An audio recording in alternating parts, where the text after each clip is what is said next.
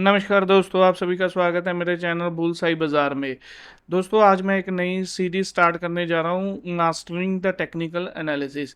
दोस्तों, इस सीरीज में मैं वेरियस वीडियोस डालूंगा जिसमें मैं टेक्निकल एनालिसिस के बारे में कवर करूंगा।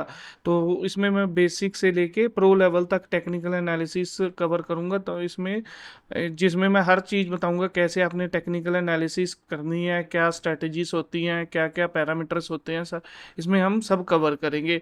ऐसे ही एक सीरीज में फंडामेंटल एनालिसिस की भी बनाऊंगा।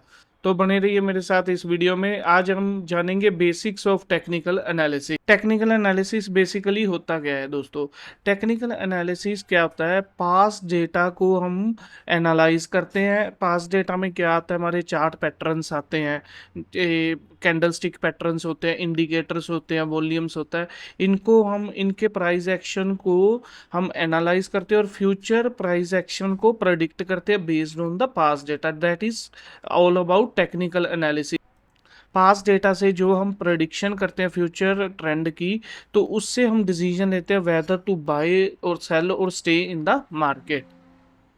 Things to avoid in the market. दोस्तों, जो थिंग्स आपको, जो चीज़ें अवॉइड करनी चाहिए while analysing technically any stock और इंडेक्स। जब भी आप कोई टेक्निकल एनालिसिस कर रहे हो, किसी की निफ्टी 50 की कर रहे हो, पर्टिकुलर स्टॉक्स की कर रहे हो, तो आपको कुछ चीज़ों का ध्यान रखना चाहिए जो आपको अवॉइड, जिनको आपको अवॉइड करना है। उनमें सबसे पहली चीज़ आती है, सबसे पहली चीज आती है jumping from one strategy to another.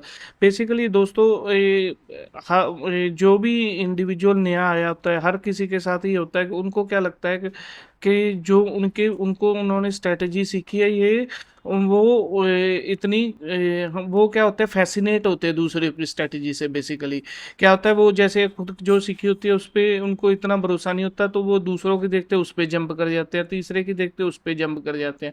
तो जो एक्चुअल में आपको क्या करना चाहिए, आपने एक स्ट्रेटजी, आप वेल वर्स्ड हो चुके हो एक स्ट्रेटजी में पर्टिकुलर, राइट? तो आपको उसको इन डेप्थ उसको देखना होता है कि स्ट्रेटजी वर्क कर रही है कि नहीं। अगर आपको अच्छे रिजल्ट आ रहे हैं तो you should stick with it, उसको फर्दर पॉलिश करो और you should stick with it. तो ये चीज़ होनी चाहिए आपके माइंड में। अगर आपको उससे भी अच्छे रिजल्ट आने वाली स्ट्रेटजी मिलती है, तो वो धीरे धीरे आपको एक्सपीरियंस से समझ आएगी, तो देन यू शुड जंप। ऐसे नहीं है आपने ये स्ट्रेटजी सीख ली, आप सीधा जंप करके दूसरी स्ट्रेटजी पे instead of testing your previous one, right? No trading framework. Basically होता क्या है, ट्रेडर के पास कई बार आमतौर पे प्रॉब्लम देखने को मिलती है कि उनका बेसिक कोई ट्रेडिंग फ्रेमवर्क नहीं होता। तो वो रैंडमली ट्रेड करते हैं, जैसे कोई स्टॉक ब्रेकआउट कर गया तो ले लिया।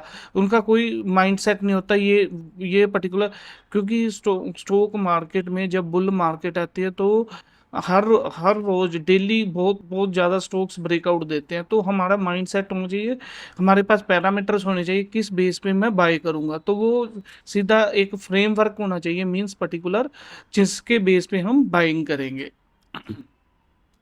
यूजिंग टू मैनी इंडिकेटर्स, ये दोस्तों बहुत ज़्यादा प्रॉब्लम देखने को मिलती है कि जो ट्रेडर्स होते हैं वो बहुत ज़्यादा इंडिकेटर करते हैं। तो उनको लगता है मैं मल्टीपल इंडिकेटर यूज़ करूँगा तो मेरे को मल्टीपल कंफर्मेशंस मिलेंगी और मैं मेरे जो एनालिसिस है और मजबूत होगी। तो बेसिकली ये होता है, उससे रिवर्स है। आपका चार्ट जितना क्लीन रहेगा, वो उतना ही आपको इंडिकेशन आपको उतना ही कंफर्मेशन, आपकी कंफर्मेशन है उतनी ही बढ़िया होगी।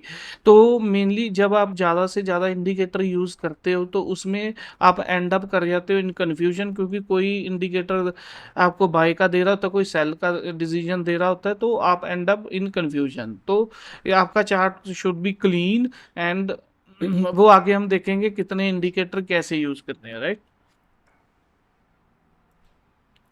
Trading framework. अब जैसे कि मैंने कहा कि most of the traders jump करते हैं मार्केट में, उनका पर्टिकुलर फ्रेमवर्क नहीं होता।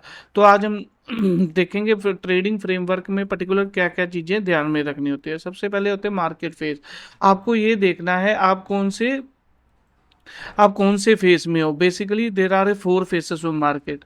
First one is accumulation, second is up trend, third is distribution and fourth one is down trend. तो जो हमारी हम जो बाइंग अपॉर्चुनिटीज ढूंढते हैं वो ढूंढते हैं अप ट्रेंड में, जो हम सेलिंग अपॉर्चुनिटीज ढूंढते हैं वो ढूंढते हैं डाउन ट्रेंड में। तो आपको पता होना चाहिए, आपको नॉलेज होनी चाहिए सबसे पहले तो मार्केट किस फेस में है, राइट।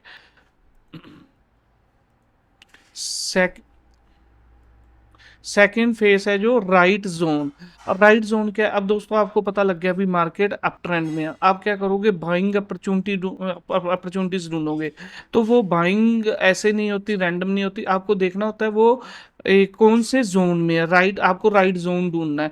जोन होते हैं बेसिकली हमारे सपोर्ट एंड रेजिस्टेंस। तो को बेसिकली स्टॉक अपने सपोर्ट के पास है या रेजिस्टेंस के पास है, ये आपको देखना है right zone, right.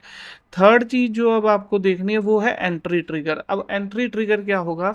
Entry trigger में भी है कोई cup and handle pattern breakout, तो उसमें जो हम इंडिकेटर यूज करेंगे वो एंट्री ट्रिगर बताएंगे कि ये पर्टिकुलर स्टॉक्स में आप अब वो इंडिकेशन दे देंगे कि वो आपको एंटर कर सकते हो, तो राइट। तो एंट्री ट्रिगर होना चाहिए। और फोर्थ जो मोस्ट इंपॉर्टेंट है, एग्जिट प्लान।